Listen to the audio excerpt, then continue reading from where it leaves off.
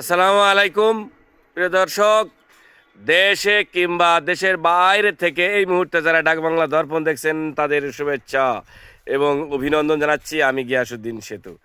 আজকে আমি এখানে যে লতা দেখছেন, এই গাছের লতার বয়স প্রায় 300 বছরের অধিক বলে অনেকে মন্তব্য করেছে। তবে এখানে প্রায় 80 বছরের একজন চাচা রয়েছে, তার সাথে আমি কথা বলেছিলাম।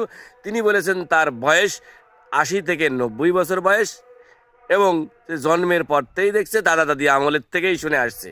সব মিলে এটি কি গাছ, এটি কি আমি একটু জানা আছে? জানা নেই। তো প্রিয় দর্শক, আপনাদের বলতে চাইলাম কিন্তু পারলাম না, কারণ স্যালেন্ডার। আমার এই চাচাও এই গাছের লতার নাম কিন্তু বলতে পারেনি। তবে এর ফল বলে লাল হয়, আঙুরের মতন, আঙুরের মতন ঝোঁকা ঝোঁকা। যদি এবার ধরে থোকা থোকা, সেই ফল যদি দেখাতে পারি কোনো একদিন এসে দেখাবো।